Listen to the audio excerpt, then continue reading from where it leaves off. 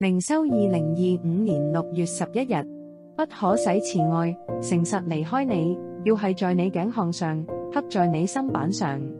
這樣，你必在神和世人眼前蒙恩寵，有聰明。你要專心仰賴耶和華，不可倚靠自己的聰明，在你一切所行的事上都要認定他，他必指引你的路。不要自以為有智慧，要敬畏耶和華，遠離惡事。箴言3章3至7節。在現今充滿變化與挑戰的時代，我們都渴望活出一個蒙神喜悅、被人尊重的生命。箴言3章3至7節為我們指出了一條智慧之路。首先，不可使慈愛、誠實離開你，要繫在你頸項上，刻在你心板上。3節提醒我們，慈愛與誠實應成為我們生命不可缺少的特質。這不僅是對人的態度，更是我們在神面前的誠實心靈。當我們真誠待人，充滿憐憫時，自然會在神和世人眼前蒙恩寵，有聰明4節。然而，智慧的根基不在於自我聰明，而在於倚靠神。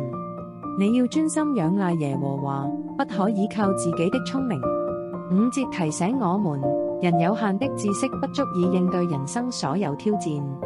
我們需要學習在每一件事上認定神，相信他必指引我們的路。6節。最後，經文告誡我們，不要自以為有智慧，要敬畏耶和華，遠離惡事。7節，敬畏神是智慧的起點，遠離惡事則是智慧的行動。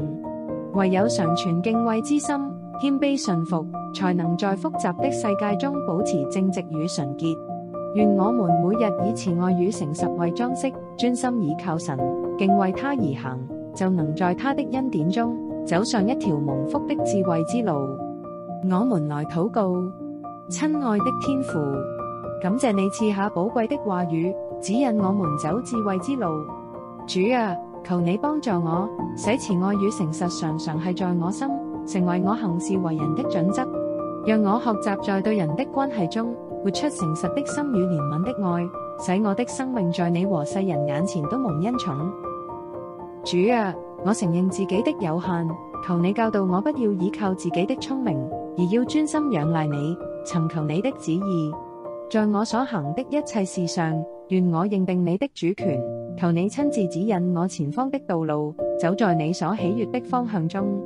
主啊，幫助我不自以為有智慧，常存敬畏你的心，遠離一切惡事，使我在每日生活中活出聖潔，成為你榮耀的見證人，將榮耀歸給你。